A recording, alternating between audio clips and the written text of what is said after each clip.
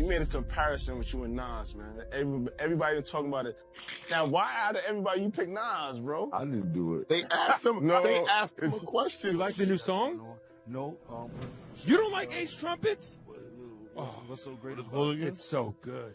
So you're not in my top 50. You might be in Charlemagne's top 50 and things like that. What's the But top 50? you haven't done that much for me in my life. Like I never want to be like Pusha. I never had a Pusha moment in my life. Jim Jones picked the wrong names to play with. Nas, Pusha T legends. And he disrespected both of them, back to back, like he had nothing left to lose. Now his music career is hanging by a thread. Yes, that's literally all it took to turn the whole culture against him. He said Nas was never really that impactful. He said Pusha T was overrated. He said he made Nas go viral again. And some say that was the moment he crossed a line he can't come back from, because what happened next didn't look like a normal rap beef. It looked like something bigger was already in motion. And now the question is, was this just another rap ego trip gone too far? Or was Jim being publicly phased out by the very culture he helped shape? Because that quote is still spreading. That Summer Jam set got cut. And Pusha, he's not done. So let's rewind everything and find out what really triggered this slow public takedown. But he knows. My son can't tell you one Nas record. You heard? Like, let's keep it a buck here. That sentence is the quote that launched Jim into freefall. It wasn't just shade, it was erasure. Jim wasn't critiquing Nas's new work, he was dismissing the entire legacy of one of hip-hop's most respected and genre-defining artists. I admired Nas. But remember, Nas' first record, The Barbecue, came out when I was in 11th grade. So Nas was my idol when I was young. Like you did, came to dressing, the wordplay, the music, everything. I was a superior Nas fan, period. I'd never take that away from him. But then as I got in the game, you got to realize that your rivals would be idols, and not to take anything away from that. I developed my own style in my own lane that these kids start to gravitate towards the same way I gravitated towards Nas when I was younger and things like that. It's a whole different generation. Let's zoom in. This wasn't just any platform. He dropped this bomb on the Joe and Jada podcast, a show known for casual banter, not career eulogies. And instead of reeling it back, Jim doubled down with his full chest. And I came into light and started going crazy that these kids love me. They don't really know who Nas is. If he's 22, he's born in 03. Not all of them. Some of them know. But you know what I mean? A lot of them don't. He basically said Nas never meant much to the culture, and that his own Billboard stats could rival or even surpass Nas. Let's be clear, Nas isn't just a rapper. He's a pillar of hip-hop. Illmatic is studied in college courses. Ether still gives seasoned rappers nightmares. And King's Disease proved he's not done. He's evolving. Meanwhile, Jim's talking like he just dropped The Chronic. What's crazy is this wasn't even about rap. It was ego. It was insecurity masked as opinion. And the fact that he brought his kid into it? Like, what kind of example are we setting? The internet dragged him immediately. People were posting side-by-side comparisons, digging up every Nas award, every sold-out show, every classic album. Yeah, Jimmy boy, you should have never brought this up. Y'all are only 3 years apart, and Nas is just like murdering you.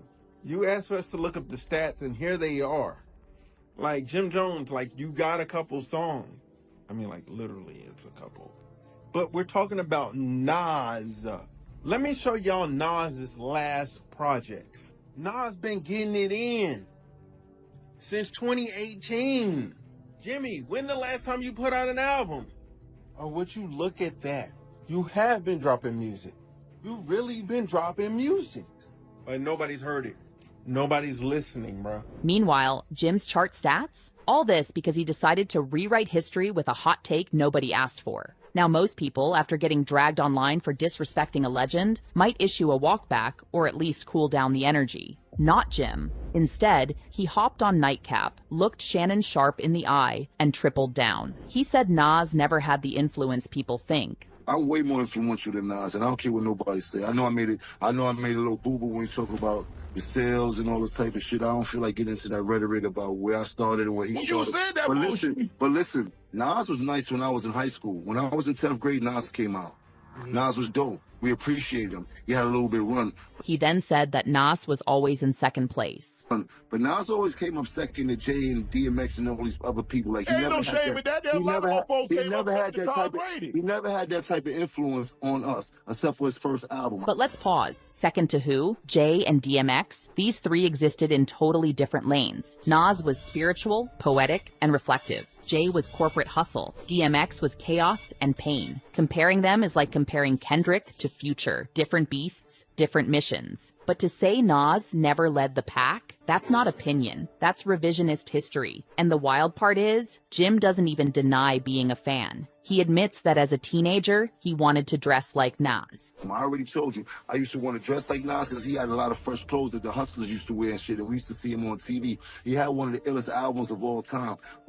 And then in high school when he had the barbecue and shit like that. So I'm a real fan of Nas, but he kind of lost me after the movie Belly and shit like that. This man is using a film from 1998 as the reason to disregard a 30-year music career. This is where the delusion creeps in, because now it's not just about stats. It's not about opinions. Jim talks like someone who wants Nas to be beneath him and is mad that the numbers don't back him up. This was about positioning. Jim wanted to prove he belonged in the same conversation as the GOATs. Instead, he just revealed how insecure he is about never being mentioned with them. Now, if you thought Jim was going to pump the brakes, think again. Because on Bag Fuel, he hit us with one of the wildest quotes of this entire thing. He didn't just say Nas wasn't relevant. He didn't just say Nas was second place. No, Jim took it a step further and claimed he brought Nas back to viral elections were immediate. One fan commented, "The reason you're being talked about is because you're making stupid comments about Nas, and that's the only reason why people are interviewing him for the clicks. Jim still ain't make no impact." Another wrote, "The amount of delusional disrespect from Jim Jones towards Nas is getting out of hand. I'm sick of it. You get no stripes for saying ish like this." And the math still didn't math.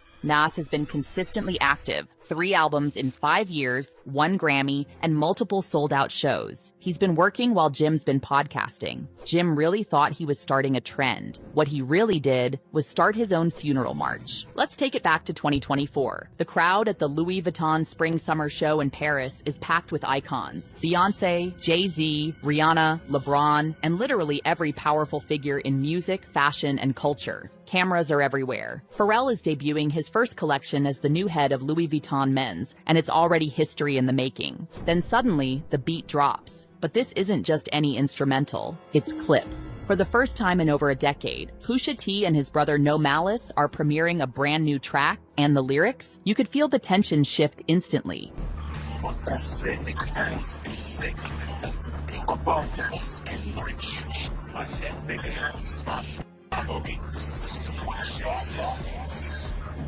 Even Jay-Z was vibing to it.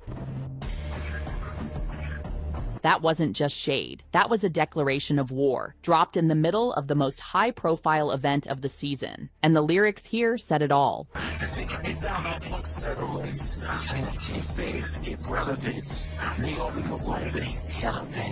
You chase the feature out of your element, and those black diamonds under inspection.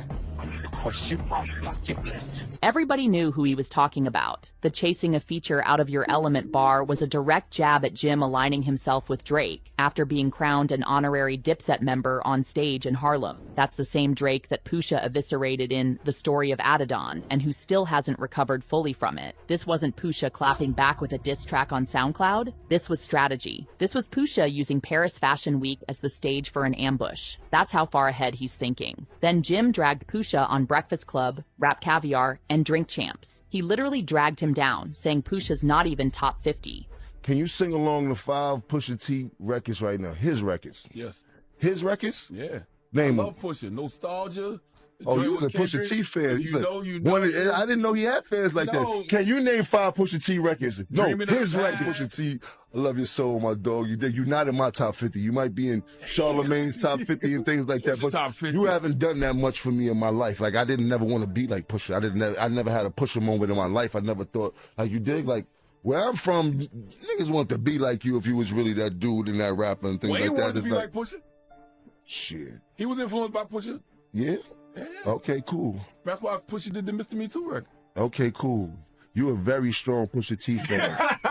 You heard? But what else has he bring to the game? Did he make people want to dress like him? Did he have some slang that everybody was talking like him? There would be the girls, all the girls wanted to do him. Like, what is you did? But instead of lowering himself to the podcast circle, Pusha brought billionaires, luxury brands, and goats to the front row of his revenge. And let's not ignore the layers. This wasn't just about the lyrics, it was the setting. Pharrell produced the track. The same Pharrell who helped craft Clipse's entire sound, who has roots in both Virginia and fashion's elite inner circle. They debuted Chains and Whips, a track reportedly made in LV's Paris HQ, overlooking the Seine River. Pharrell even said in an interview with the New York Times, pointing to the window, "That was made in this room. We just start walking around and looking out this window and you just see all of this. I mean, we beating this system, bro." But while Pusha was playing chess in Paris, Nas was building an empire back in Queens. While Jim was chasing blog headlines, Nas was launching Resorts World Queens, a 350,000 square foot casino complex backed by a $5 billion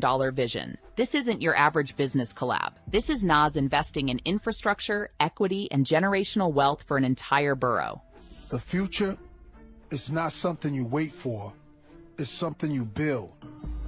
It lives in the hands of the doers, the dreamers, the people who refuse to stand still. Resorts World is more than a casino. It's energy, it's opportunity, it's hope for the borough.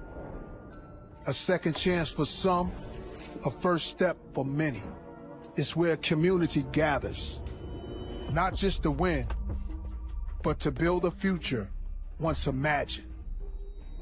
This isn't just business, this is legacy. And now, it's time to invest in us. Nas didn't have to drop bars. He dropped receipts. And those hits landed way harder than any diss track ever could. Fans immediately caught on. Comments under his post were brutal. Someone else that can't stop yapping is worried about going viral. Nas out here making boss moves. When you're really rich, really respected, and really relevant, you don't need to talk back. You just let your life speak. Meanwhile, Jim gets booed off stage. Let's set the scene. Summer Jam 2024. Jim Jones gets the opportunity he's clearly been chasing all year. But the moment he hit the stage, crickets.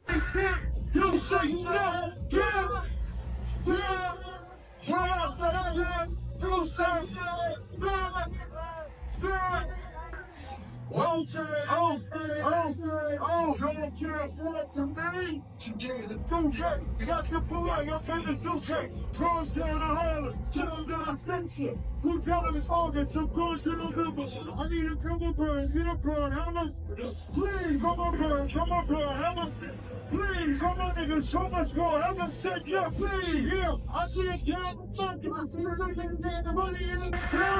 Then it gets worse. Funkmaster Flex, the same Flex who had been one of Jim's biggest allies, cuts his set short.